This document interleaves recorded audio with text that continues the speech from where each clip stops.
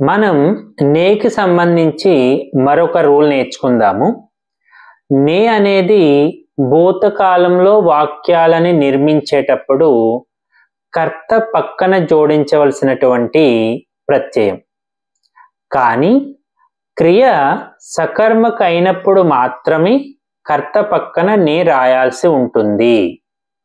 దీనికి సంబంధించి ఇంకొక రూల్ ఏంటంటే, వాక్యంలో ఆబ్జెక్ట్ లేనప్పుడు సకర్మక క్రియ ఎప్పుడూ కూడా పుల్లింగ ఏకవచనంలో మాత్రమే ఉంటుంది.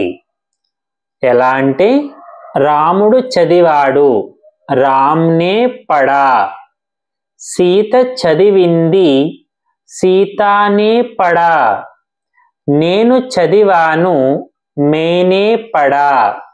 చూడండి, ఇక్కడ నేను ఏమి చదివానో చెప్పట్లేదు, రాముడు ఏమి చదివాడో చెప్పట్లేదు. ఇలాంటి వాక్యాలలో క్రియ ఎప్పుడూ కూడా పుల్లింగ ఏకవచనము, అంటే పడా. హమ్నే పడా, మేము చదివాము. మీరు చదివారు, ఆప్నే పడా.